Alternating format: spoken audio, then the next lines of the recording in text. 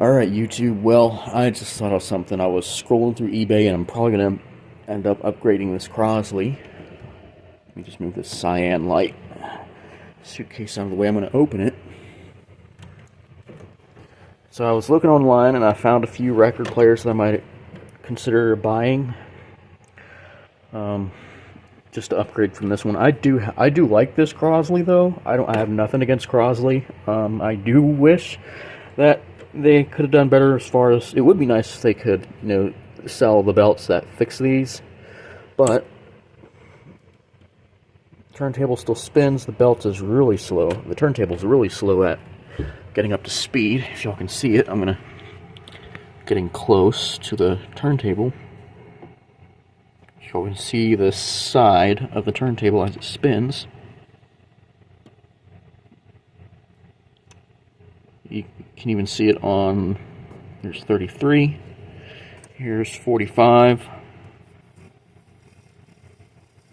See, I'm touching it with my fingernail and it's slowing down quite a bit. So that's 33, 45, see if it gets up to speed. Yeah, and 78.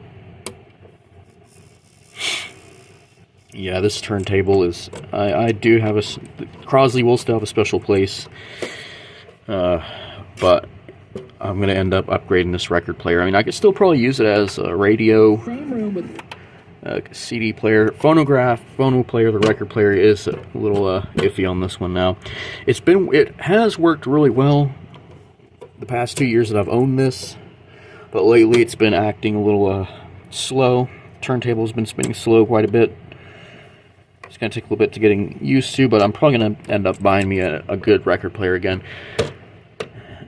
And no, I'm not hating against Crosley. I still love this particular record player. I still think Crosley is good, you just have to really look for them.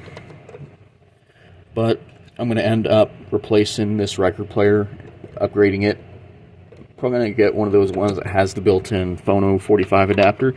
I still have this one that I got from Lost and Found. It still fits pretty well. But yeah, I'm probably going to go for a vintage one that has a metal turntable rather than a plastic one like this one. So I've been looking online. I'm either going to upgrade to an audiotronics, or I've looked at some caliphones and some other ones, but I think my top two type record players that I'm going to probably get, I'm not going to get those parts only ones, because even though Radio TV Phono Nut does know how to repair vintage record players, I'm going to get one that's already working. Look for one that's already working, and not get one that either needs repair or has parts only listed. So I'm probably going to get one that is already fully functional and I can listen to my records on. I still got my records. I still got my 78s, so that'll be good if I can get me a vintage record player. One that has the flip over needle. One side for LP, one side for 78.